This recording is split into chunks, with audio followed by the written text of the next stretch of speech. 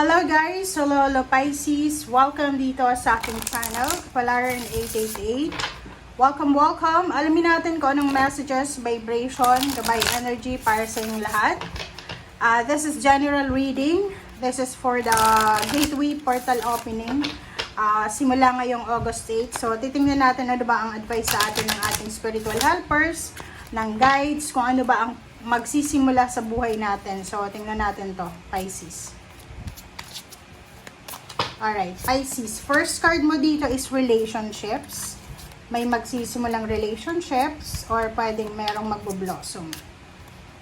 Next card natin is choices. Okay. Simulan natin dito, Pisces, sa relationships. Relationships are just mirror images of your own life.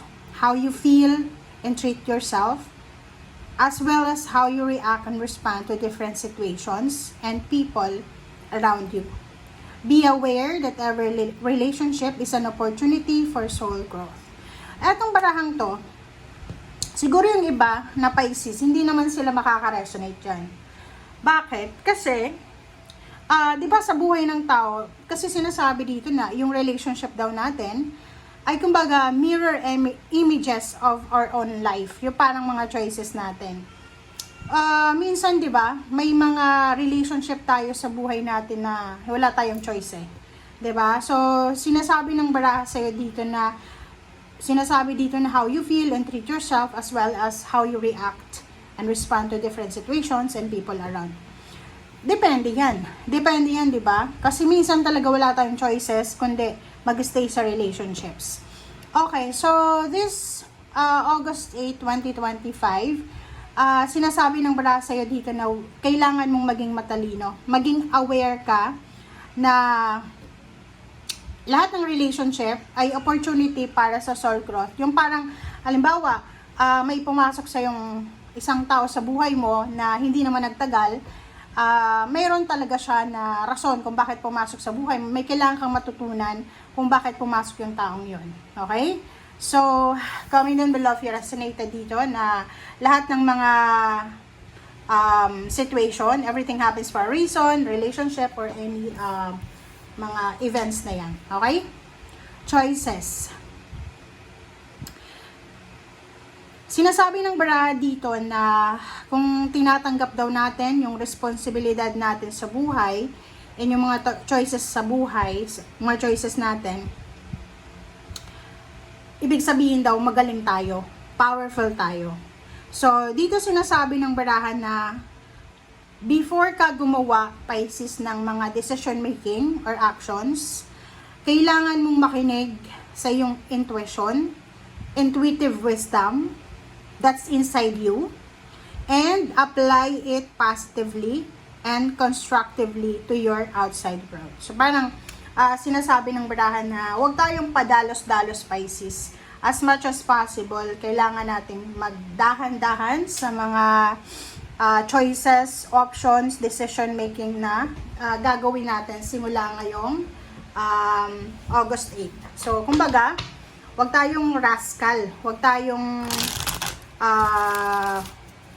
ayos lang, parang ganon. So, kailangan mong mag-isip, kailangan mong maging matalino, maging wise sa mga gagawin mo simula ngayong August 8. Okay, Pisces.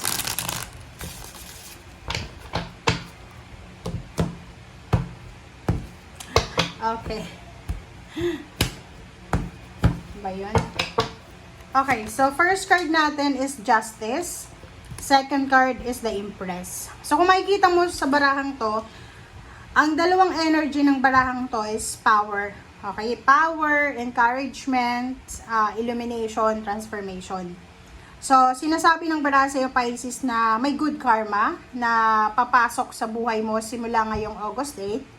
And this good karma in any forms, pwede siyang relationship, pwedeng good karma sa trabaho, negosyo, new contract. If you are business person or self-employed, yun, may mga big contracts ka na posibleng pirmahan. Lalo yung mga Pisces na nagtatrabaho online. Okay? So, sinasabi ng baraha dito na maybe there's a new relationship na posibleng umabot sa kasal, baby, 'di ba? May baby, newborn of the baby, new pregnancy, new ideas para sa business, new ideas para sa travel plans or kung ano pa man.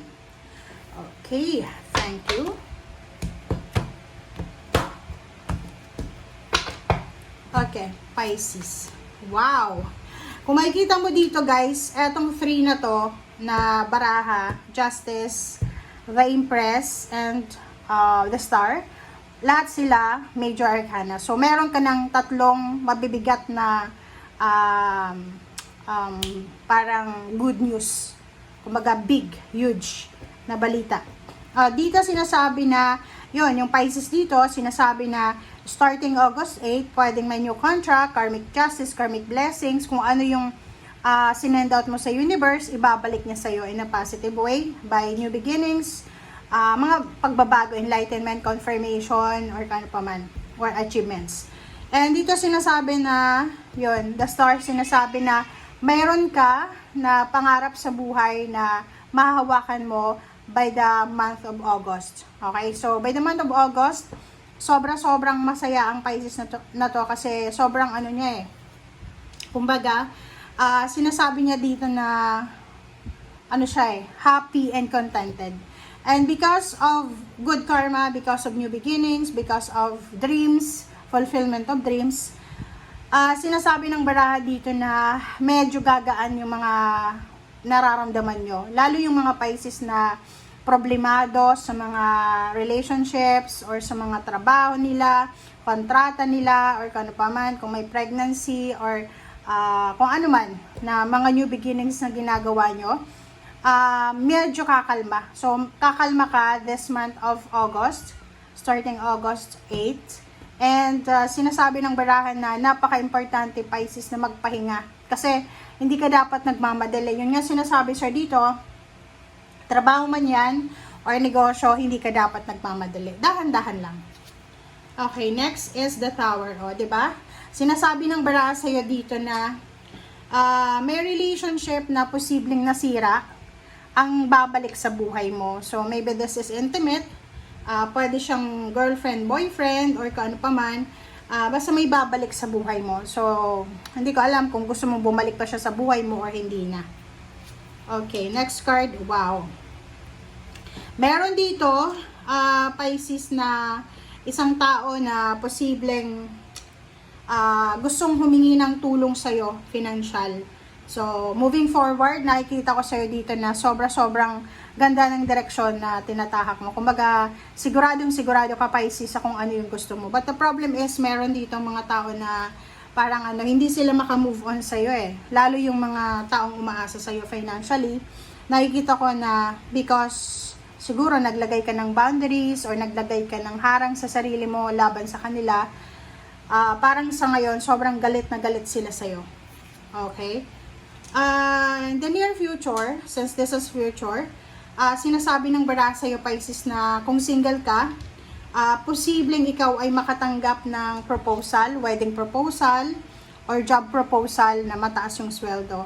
Yung iba sa inyo, if you are single, posibleng kayo ay makahanap ng asawa, ng relasyon na sobrang mayaman, as in galante mayaman, or kung ikaw naman ay Pisces na may asawa, possible na kayong dalawa na mag-asawa ay makakuha kayo ng, kumbaga, siswertehin kayo sa usaping pera. Kumbaga, ang dami-daming pagkakataon na posibleng ibigay sa yung universe na kumita ka ng malaki. Okay?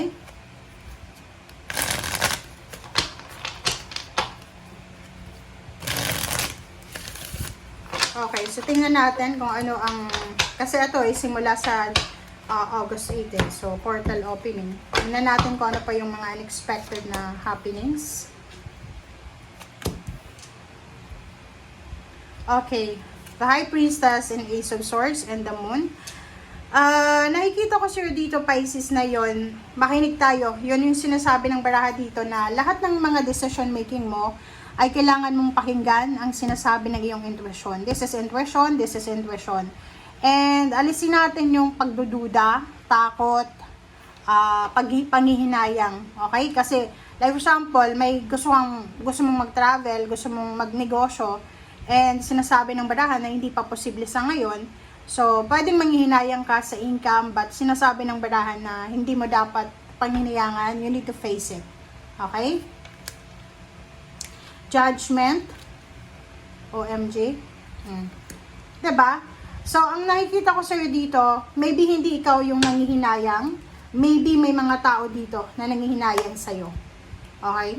So, nakikita ko sa'yo dito na may mga tao talaga na nandito pa siya sa energy mo na to, papunta dito. May mga tao sa buhay mo na parang pwedeng breadwinner ka, or hindi ka naman breadwinner, pero yung mga kamag-anak mo, kakilala, katrabaho, once na wala na yung sahod, tapos na, ikaw yung tao na nilalapitan nila.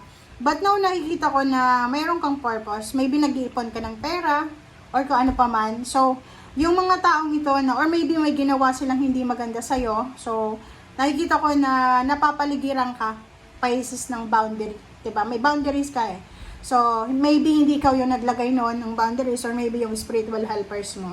Basta, ang nakikita ko, na nandyan ka, but may mga tao na hinahanap ka. Okay? Hinahanap ka nila because hindi na-miss ka nila, emotionally hindi. Ang kailangan nila is yung pera mo. 'Di ba? Etong ipon mo eh. Etong pera yung kailangan nila. Hindi ikaw yung parang baka isipin mo na namimiss ako ni ganyan because mahal niya ako. Hindi. Kapamilya man yan, kaibigan, kakilala. Hindi. Namimiss nila yung pera mo. So, nakikita ko na they are disappointed. They are in pain. Parang sila na yung nakagawa sa'yo ng masama. Sila pa yung galit sa'yo. So, medyo galit sila, or parang galit na reverse psychology to. Diba? Na kung sino yung gumawa ng masama, sila pa yung galit sa'yo.